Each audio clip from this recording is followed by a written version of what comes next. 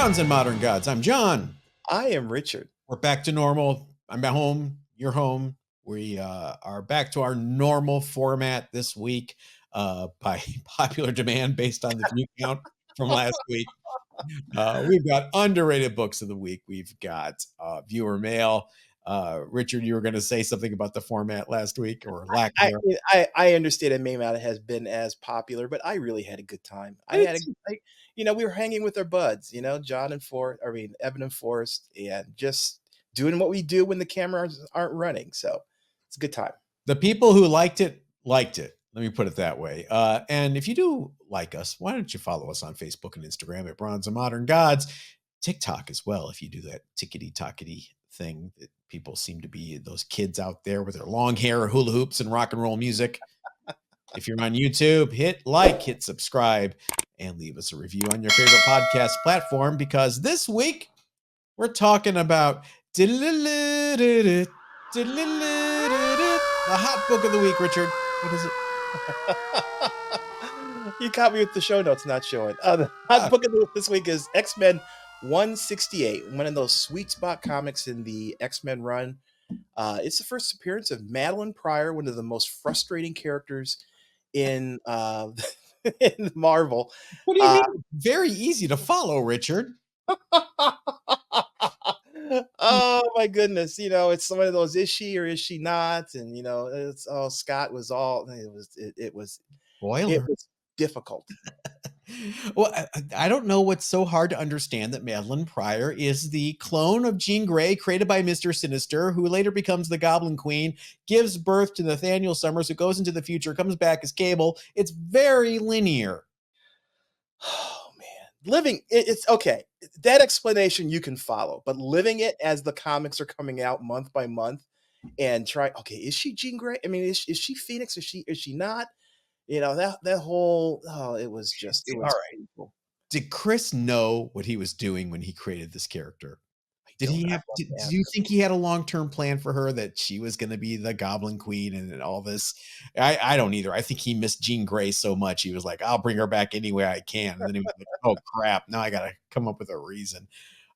Lots of activity around this book. Also, issue 239, which features Madeline's first appearance in costume, what there is of it, the dental floss of the Goblin Queen, and that's also the Goblin Queen's first cover appearance.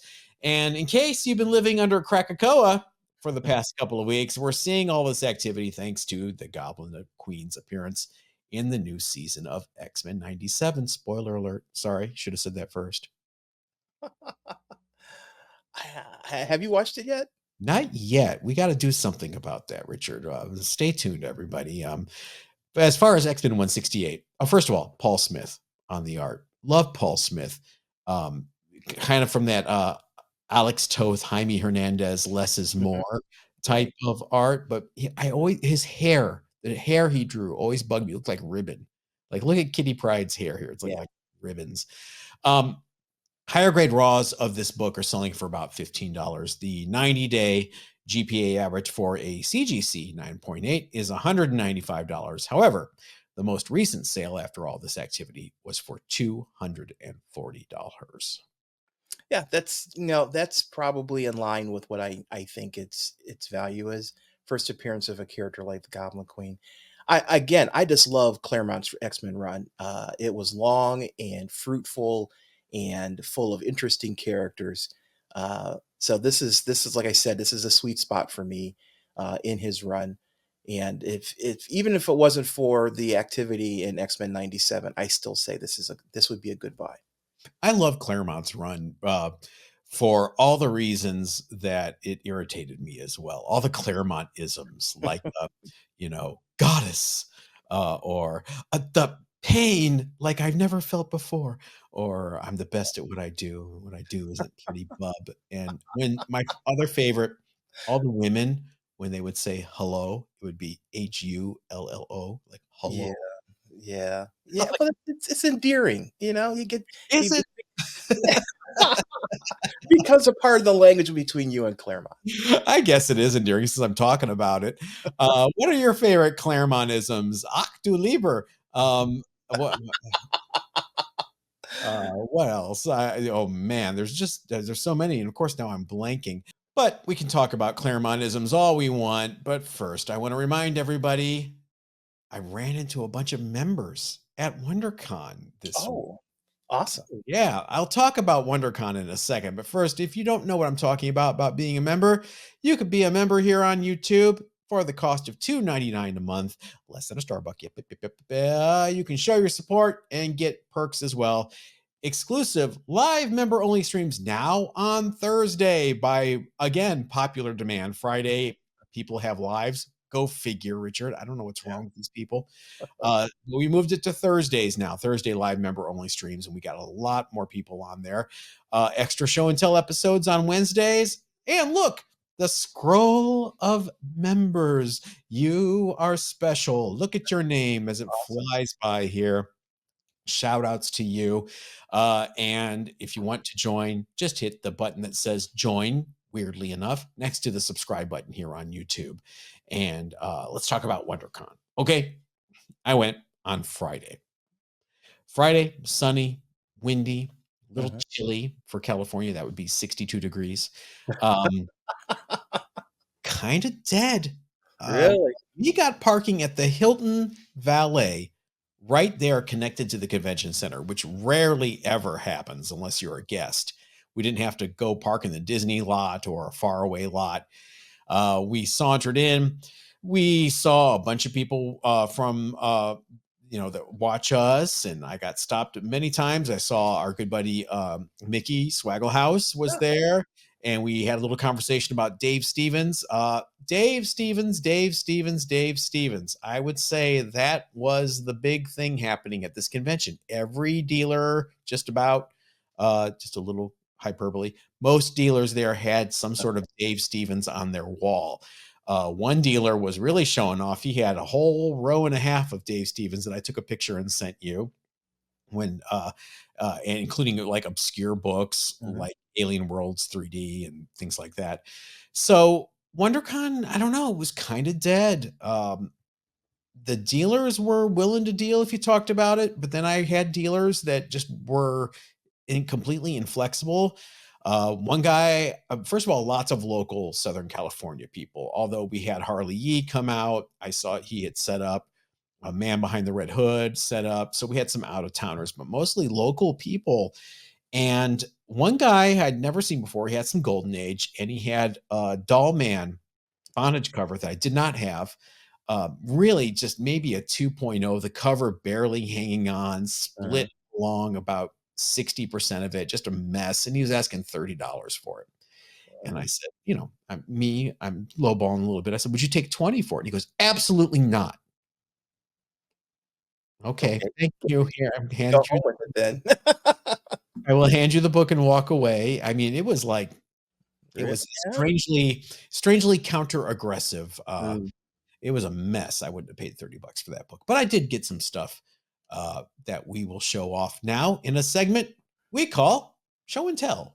Richard, I just raced through that WonderCon wrap up because there wasn't much to say. I didn't go Saturday and Sunday. It was thunderstorming here, believe it or Really? not. Wow. Yeah. Yeah, our next show, we're having, what is it? Fan Expo is coming up. I actually went out to see our friend, Eric at Comics Are Go, and, he's gonna be there. There are gonna be some other dealers. We'll have to see how the comic book, presence is there. There are always dealers there, Mhm. and there's people doing signatures there, but the number of dealers varies year from year. So let's I'm interested in seeing how the turnout's gonna be. I did do 2 drop-offs.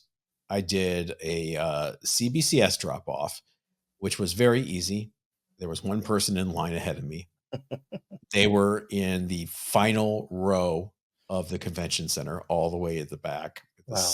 This poor, sad little table by themselves. Our friend Brian was not there from CBCS, and they were very, very good, and I dropped off some of my PC stuff there. Then I went to the CGC booth, and there wasn't that big of a line at the CGC booth. And this is Friday afternoon, about 3 o'clock, 3 p.m. I had express drop off, no one in the express drop off line. They were all in the I need to do my paperwork here line, maybe 5 people. So That was interesting. Talk more about CBCS versus CGC in the viewer mail in a second, but let me show off some of the stuff I got. Nothing big. Nothing. No Linda Carter student nurse number 1 7.0 or anything like that. I surprised, kind of on the hunt for my early Valiants, and lots of people had them. I was surprised people were bringing this stuff. Lots of independents. I took a picture of that Elementals number 1 that I Yeah, saw, yeah. which we called out a few shows ago. Like, if you were a dealer, bring this to a show. I don't know if people listen or not, but I saw Hope it's lots. sold. What's that? I hope it's sold. I don't know. Lots of 80s independents, though, and not just in the bins, people displaying them. And I grabbed this because I didn't have this. It was a Solar Man of the Atom number 4, really sharp, near mint copy, near mint plus. He had it for 10. I talked him down a little bit, and just really good Great issue. cover. Yeah, I didn't have this one, so I thought, let's just grab that. I need number 5, which is the first appearance of Harbinger. Uh-huh. So what do you have? My first book, again, I'm a friend and I stopped out at Comics Are Go on Saturday and sat there and talked to Eric for a good amount of time. And one of the things we talked about was, you know, sex sells, right? That's when you're buying books, sometimes that is a factor in making a decision. The covers, and Dynamite came up as a publisher in that conversation. So this is representing every single Vampirella issue in Dynamite's catalog, which is quite extensive. Vampirella is a character that's been around for decades and has always had um, a certain following, let's say, for a few reasons. But I have over the years bought a number of Vampirella books. I can't for the life of me say I ever read any of them.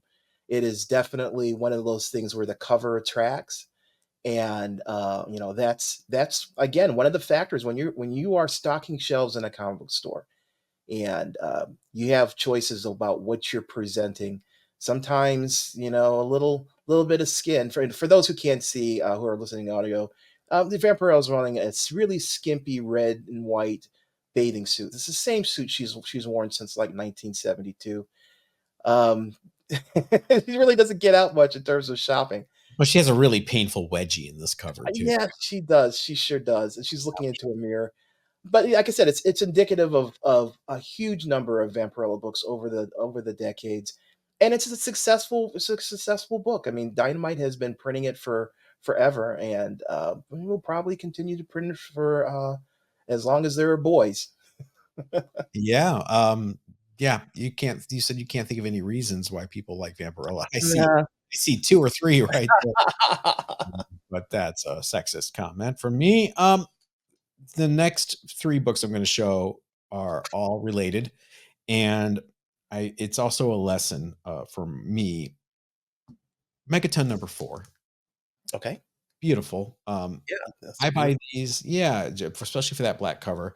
Yeah. I buy these for the Eric Larson art and the Savage Dragon art, and this is number 4. I believe there is no Eric Larson art in this, as I Oh, found really? out, because I thought, oh, I'm going to get a run of Megaton 1 through 8. There's only 8 issues, so I've got my 1, 2, and 3. So I saw number 4 here, and there's no Eric Larson art. But they were asking 14 again, talked them No. down. Did, Yeah. didn't Well, pay near that. what's the grade on it? Do you think? Oh, I think this is a 9.69 after press. It's beautiful. Too bad you don't have 3 or 4 of them. You can 9.9 pre-screen. Exactly. Oh, the talk of the convention. The talk of the convention. Yeah. Next one is this is a series of books or several books of the same issue. This is um, a Kickstarter that I invested in years ago, and it is called Warcorns. Mm, Okay, the whole funny animals thing is taken to an extreme. You got a group of mercenary unicorns, basically. And we've got they had different covers for it. They had this one. This one is signed with all the major characters. See the signature at the bottom, and then there is a is, beautiful yeah. foil. Is that blue unicorn flipping us off? Um, let's see. Yep, he sure is. He sure is giving us the finger. Oh, Or that's just another horn. my pretty pony. It is kind of that whole, My Little Pony with weapons kind of aesthetic. It's a cute story, and I wanted to support the publisher. Apparently, this got optioned, and there was talk of a animated series based on these characters. So I don't know why or where that is or how that's moving, but yeah, there is some legitimacy to the self-publishing effort. I never took you for a brony. John, you just don't know me well enough. I know. Uh, like I said, a theme. Here is Megaton number 5 Ah, okay. from a different dealer. This one is interesting. No Eric Larson art, but if you look at the note, it's Rob Liefeld's first interior art in comics. Mhm. So, burn it. Uh, don't know why I bought it because I thought it was Eric Larson. It's not Eric Larson. And the same really cool dealer that had all the Dave Stevens independent stuff from the 80s had this Mhm. and asked 30, and I think I got it for 25. You know, no Eric Larson art. Oh, but first Rob Liefeld for you people who hate feet. Richard, your next book. Next is a book that came from my original collection that I bought off the newsstand. It is Crossfire. Ah, This was number, I don't even remember, number 12. It's Dave Stevens cover. You got Marilyn Monroe. I just love this cover. When I saw it on, at my comic book dealer at the time, I bought it. I wasn't reading Crossfire. I don't think I've read any issues of Crossfire going on, but it's just a beautiful, beautiful cover. Dave Stevens just knocks it out of the park with the Marilyn Monroe. Um, so yeah, I've had this book now for going on almost 40 years. It's how, pretty how's scary. it look? What do you think? It's probably a 9.4. Hmm. I would say nice sharp corners. There's one potential tick that needs to be pressed out. Um, but overall, it's in great shape. Like I said, I didn't read it. It's been sitting in a bag since 1986. Saw two of those at WonderCon on separate dealer walls, both asking 175 for that $175. That yeah, you told me, and that's why I pulled it out because um, wow, I paid $1.50. You paid $150 plus your 20% discount for That's having full true. Yeah, that is very, very true. That is very true. Don't forget that. You probably guessed it. You're right. It's Megaton number 6. Um, this is a little better than number 5 because it's actually Butch Geis, Jackson Geis art inside and on the cover, Okay. who I really quite enjoy. And this one again, $8 was the asking. I think I got it for 5. He's Uh, sitting on a comet? Is that what he's, I think he's on a comet or a green furry caterpillar with blood. I don't know. hopefully a comet then. This is the kind of this tells you the power of the colorist, the power the colorist has, because it's beautiful Jackson Geist drawing, and then the coloring just seems to have so many wrong choices. Yeah, it's almost like a negative of itself, if it Well, why wasn't would you right. color a comet with green? Yeah, yeah, Um, it should be all fiery and red and orange and yellow. So your colorists take a bow because you are important. We yep. don't know how important you are until we see bad coloring. Anything else? Uh, well, I got one more thing. All right. New Mutants number 26, first appearance of Legion. This is that run of Sienkiewicz in New Mutants that I absolutely loathe the art for. Everybody disagree with Richard along with me, Yes, please. I know everybody loves this is around the whole uh, you know, the one thing I did like that he did in this run was Warlock, Mhm. that character. He's it's just so tied. The character is so tied to his art. People who have come along afterward trying to do Warlock books, it just doesn't look right. You It do really it. doesn't. And and in Legion also, he has Spike, big tall Spike, kid and play hair, uh, in this in the book, and he's tied to that look, like Billy Idol. He's always going to have the same look, no matter what. Oh, remember when Billy Idol tried to have blonde dreadlocks during the cyberpunk era? Yeah, didn't work. Didn't work. You're tied to it, bud. Sorry. All right, Billy. Wow. So what say you, gentle viewer? Do you agree with Richard? Is that Bill Sienkiewicz's low point, or do you agree with me that he saved that book that was going to get canceled any minute now, revitalized it and changed comics forever? Hey, let us know in a little the part of the show we call viewer mail. You've got mail. All right, Richard, I'll start off from Dan Man 5150, Van Halen fan, I assume. Mm, John, your CGC/CBCS decision, while understandable, does have a mild hint of hypocrisy. Mild? You're being very kind, Dan. Thank you. If we want change to occur in the marketplace, we have to be willing to change our individual actions. CGC's recent shenanigans have convinced me to fully make the change to CBCS. Fair enough, Dan. I have made the change personally for my PC. In terms of flipping, I'm still the hypocrite, and you have rightly so called me out upon it. But to be fair, I called myself on it first. yeah. We'll see. Oh, it really depends on what happens with this submission I just dropped off. If it comes back with a bunch of 9.4s, 9.6s, when I know those are 9.8s, I'm going to be angry. And what does a 9.8 mean anymore? Oh boy, that whole can of worms. I don't know if CGC knew um, the danger they put their business in by making 9.9s commercially available in quantities that have better than historical quantities. Oh, you just reminded me. I didn't forget. I went to the Metropolis booth Oh, to okay. go look at that giant size X-Men #1 9.9 that everybody's talking about. Mhm. Was not there. They had Action Comics #1. They had, all sorts of keys and things to show off, but for some reason, that book was not there. They were smart. They read the tea leaves and decided to minimize the potential of drama by just not having it there. I can understand that. But wait a second, don't you want to promote that auction that's coming up and show that book off and let people see it, I Richard? I believe so, but I believe it's more of exposure to its availability. The people who have the money and the wherewithal to buy 9.9 will know about this book. You don't have to shop it around to, people like us who are not going to pay that kind of money for this book. It's thus hardcore collectors that are going to be in the market for this book, and I think they have their own avenues. And I'm sure Heritage has reached out to their big spenders about this. So I think showing it off is more of a marketing ploy than it is an exposure to build a interest in the book.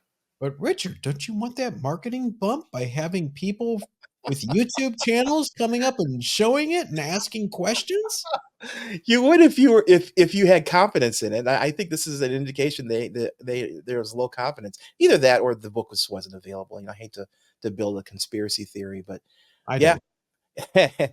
I frankly, if I was them, I wouldn't show it either. I think there's just too much scrutiny, too much drama centered around this whole concept of 9.9s, especially Bronze Age 9.9s. So I think they're just playing it safe. Well, since it wasn't there, Richard, I thought I would take the opportunity to give all my notes about it right now.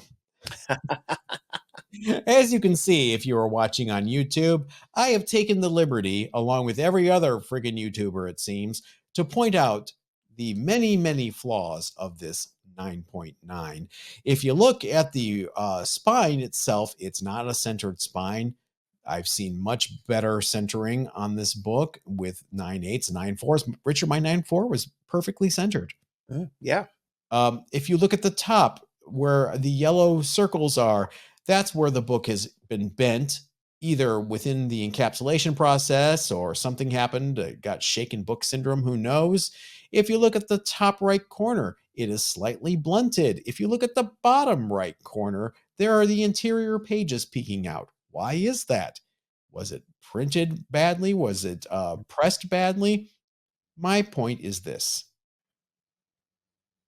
she ain't a 9.9. Yeah, I have to agree with you. I mean, It's not. If this is the way we're grading now, then I'm scared. My all my books should come back 9.8. No more Mhm. finger bends. No finger bends.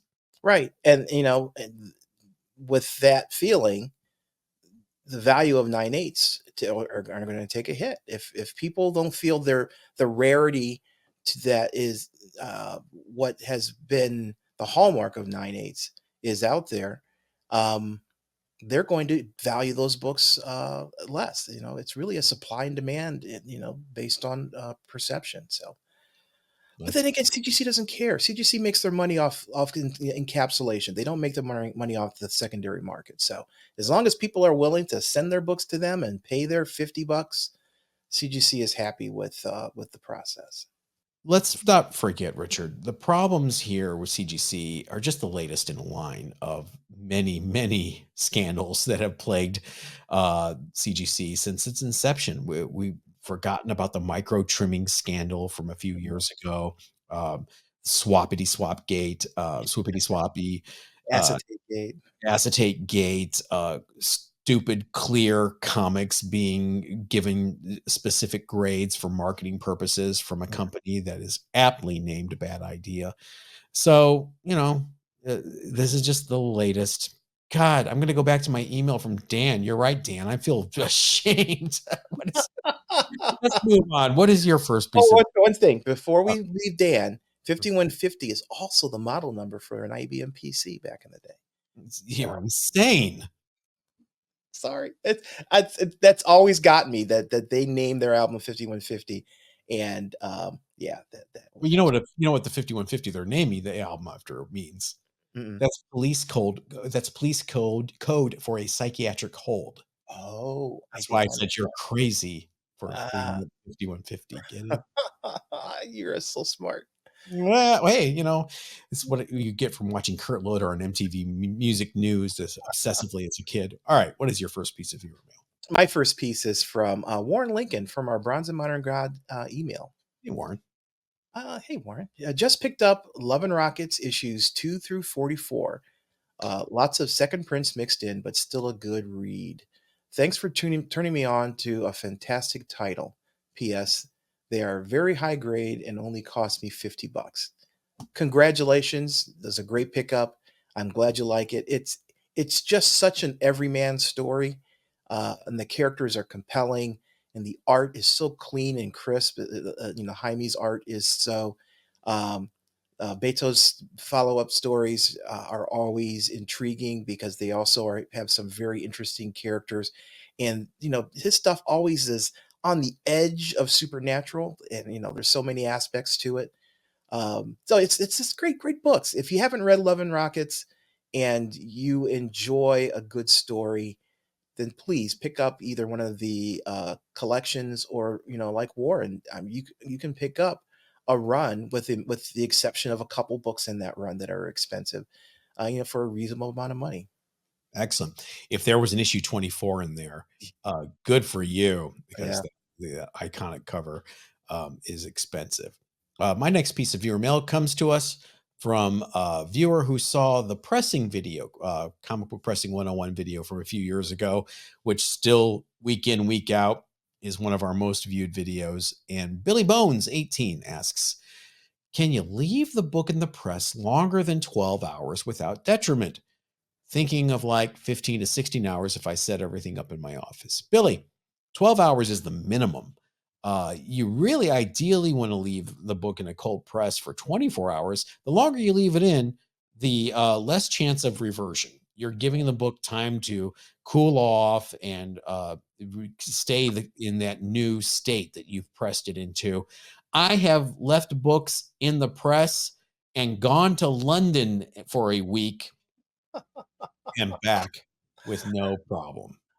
Yeah, I will say, if you're going to do it for that length of time, double, triple, quadruple check everything in your stack. Make sure Mm, all of your boards, go beyond the border of the book, because if you accidentally have one of the boards shift and you press it for 3 days, mhm. you're going to end up with a line now at the top of that book that's going to be there permanently. Yeah, and if the pressure is too much. Yeah.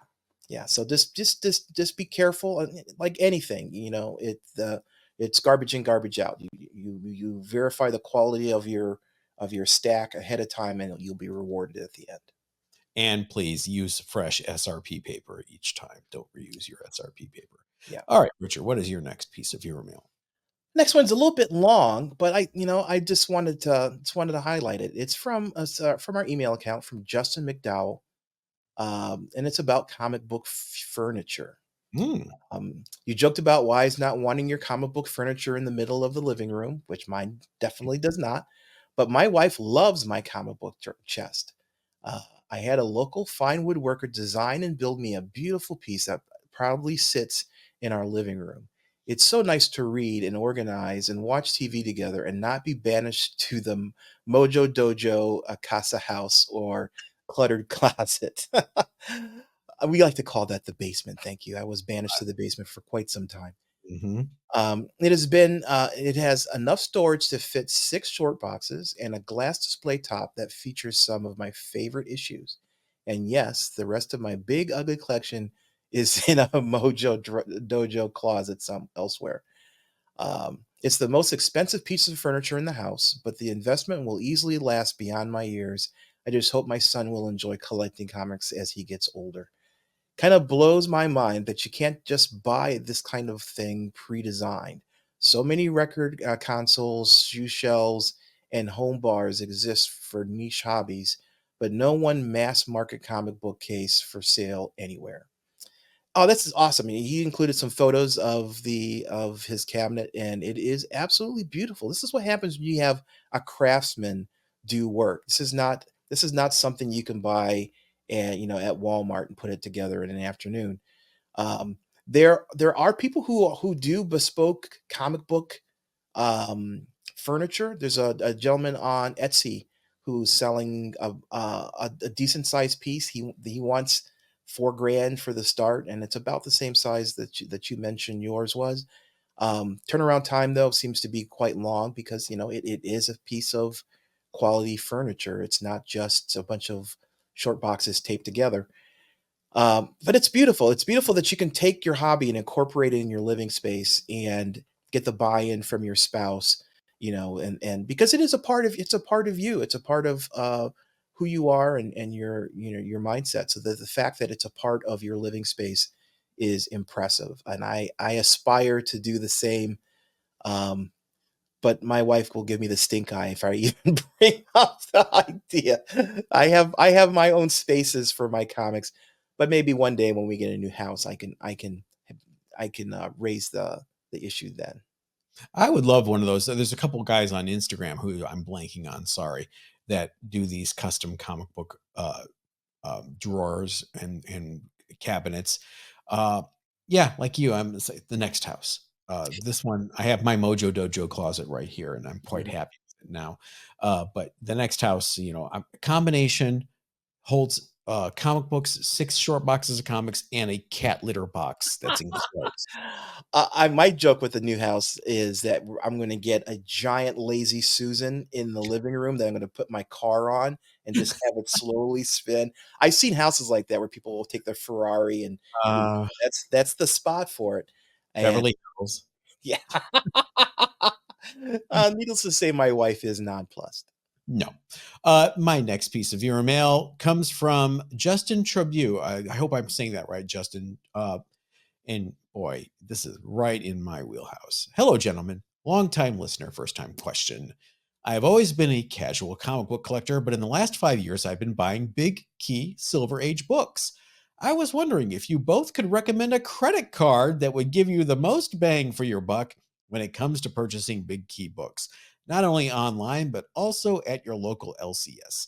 Thank you both for the hours of entertainment and knowledge on the hobby. Thank you, Justin. Justin, you've been listening for a long time, you say? Susie Orman mode engaged. All right. My first question to you, Justin, are you buying these books on credit and then immediately paying it off in cash before the interest rate hits you? If so, then I have 2 options for you. Number one, what airline do you fly the most? get that credit card's platinum card. For example, I fly American Airlines because the exit doors tend to stay on. The landing wheels tend to not fly off. Oh boy, you just splurge. You know that? Yes, call me crazy, but I want my airline to have planes that take off and land without incident. I know I'm picky. I know Cleveland is a United hub. However, so I have an American Airlines, American Express, or sorry, an American Airlines MasterCard Platinum. What this does, if you spend X amount of dollars within a year, all of a sudden you get Platinum Pro status, which means you get automatic upgrades to first class, like we just got on our way home from Cleveland. We bought an economy ticket. We got upgraded to first class for nothing. We didn't have to pay anything. We get all sorts of perks. We don't have to pay for checked bags. We don't have to wait in line with the hoi polloi. We're those guys that you give the stink eye to that cut through the line and get escorted through because we use our credit card for things and then we pay it off immediately. That's the key. I don't want you getting a credit card, Justin, and putting an Avengers 4 9.0 on there for $5,000, $7,000 and then letting it ride for 3 or 4 years as you slowly pay it Mhm. off. No, no, no. If you don't have the cash, you can't buy the book. That's my rule.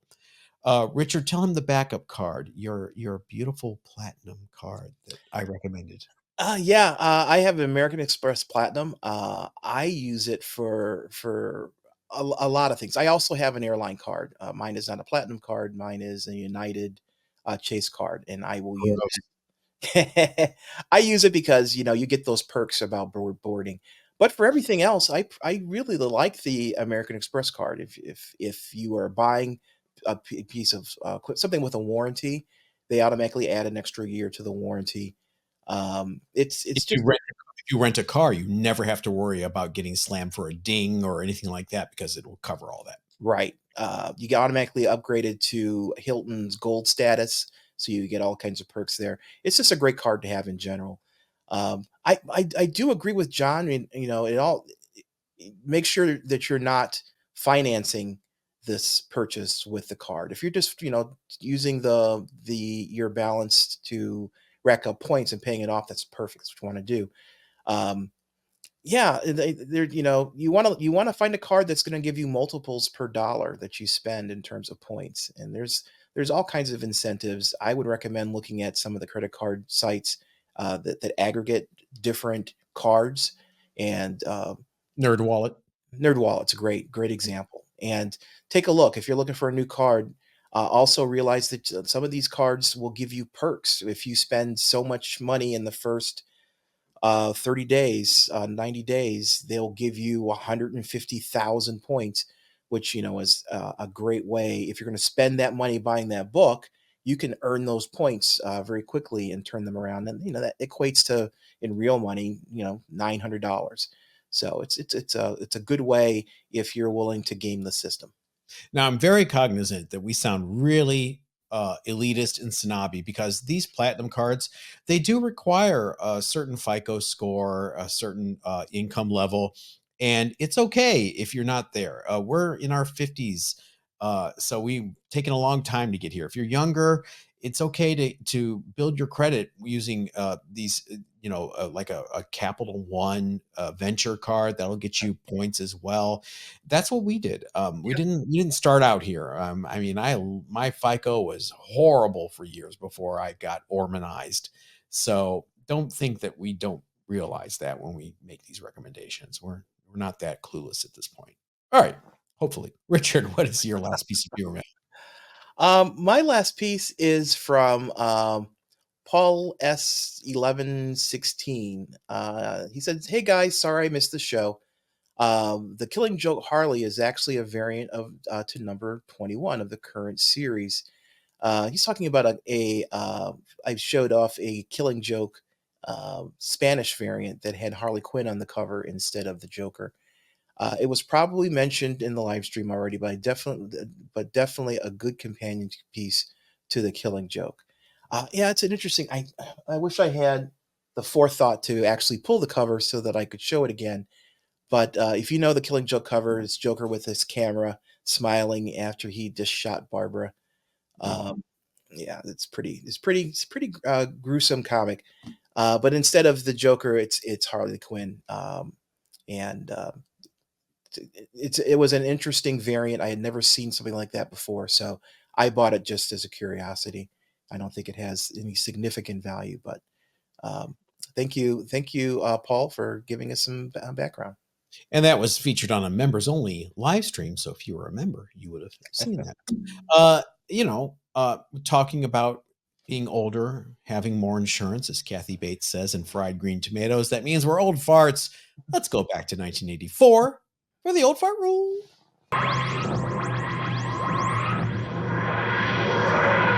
Oh, yes, I remembered how to do math this time. It is 1984 we're talking about, and it is the Warlord Annual number 3. Just like it says on the tin, this is the third annual from the long-running Bronze Age DC Sword and Sorcery series. Not so much talking about this specific issue this week for the old fart rule. I want to just talk about the Warlord as a series in general. It is crazy, Richard, that this comic book ran for 12 years, 133 issues, and 6 annuals, and it's basically forgotten today.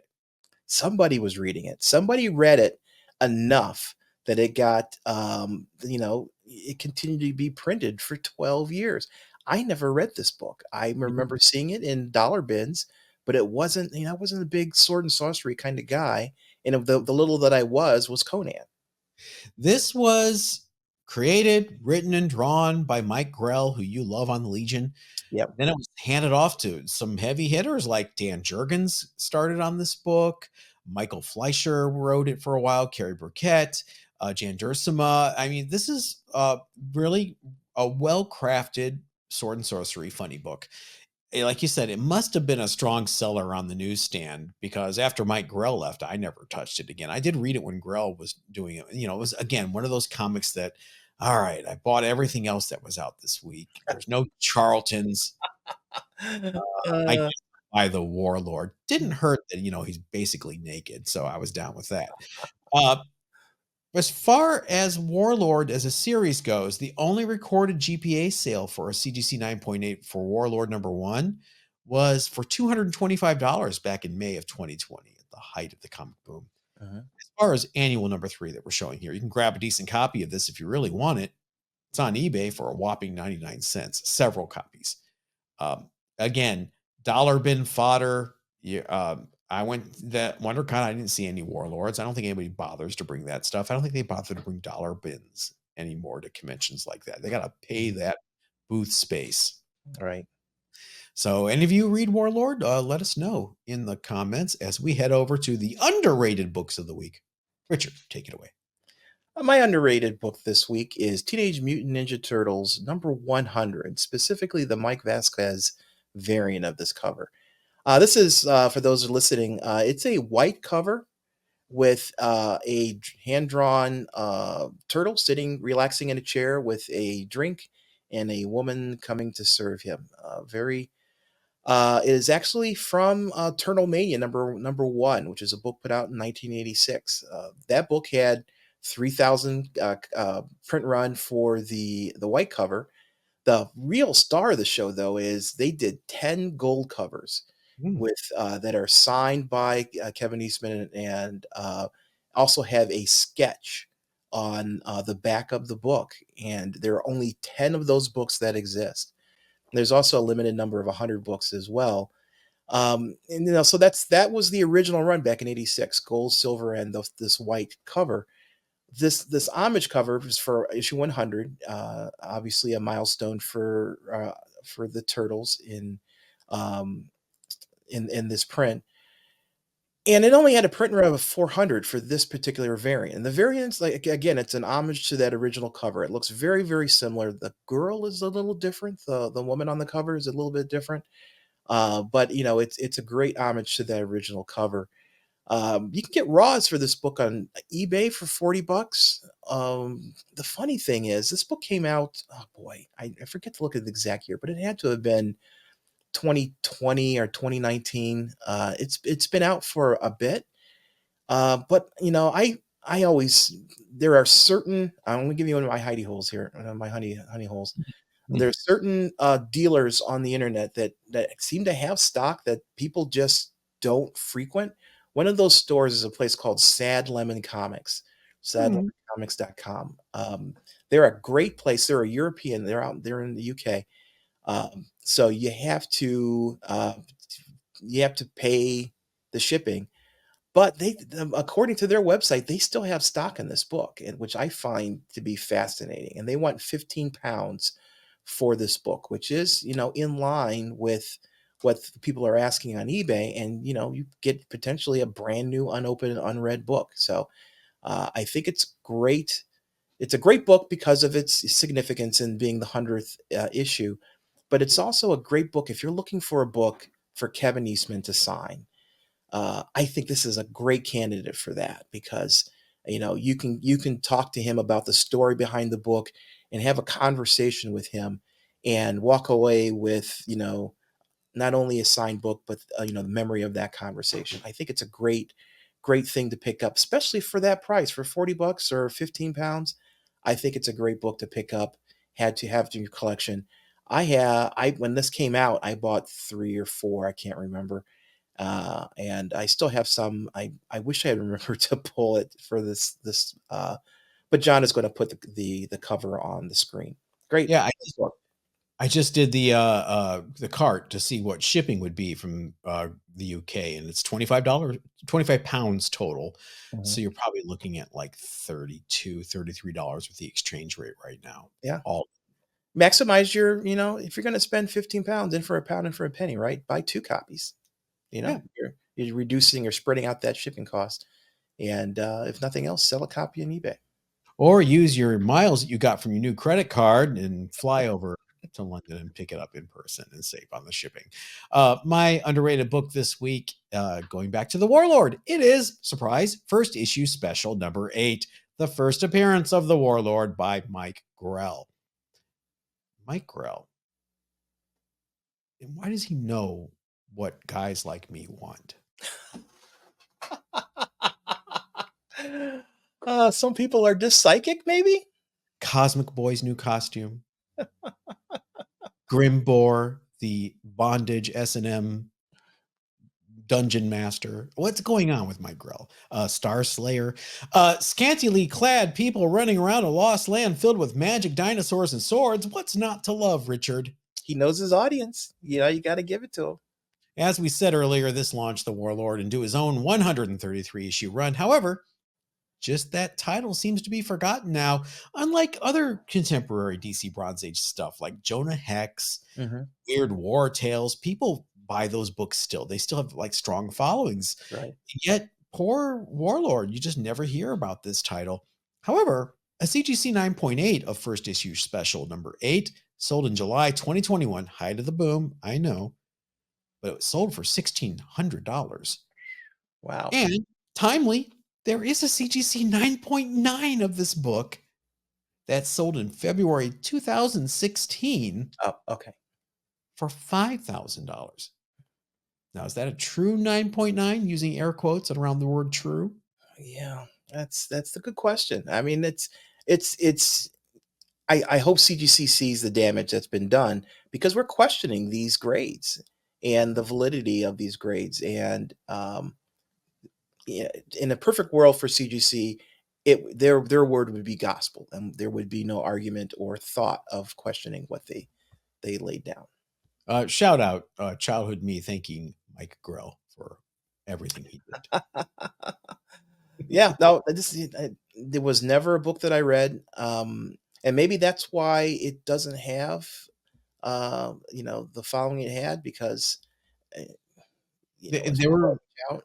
use their my term civilians, non-collectors read it. They read it. They like Conan, I don't Yeah, even think Conan the Barbarian has the following it had in the 70s. mhm. No, Sure. the whole genre, is really taking a hit. Yeah, we had more time to fantasize about, the Hyborian age and things like that. Now we're just trying to survive and make our mortgage payments, I guess. Yeah, yeah, exactly. Ah, what a wonderful way to wrap things up. Like Bono says, I didn't mean to bum you out. Hope I won't bumming you out. It's Uh, life. That's life. Thanks, everybody. Just a reminder, members only bonus episode on Wednesday and members only live stream on Thursday, starting now. So don't miss it. Be a member if you're not a member. If not, we will catch you here on Monday.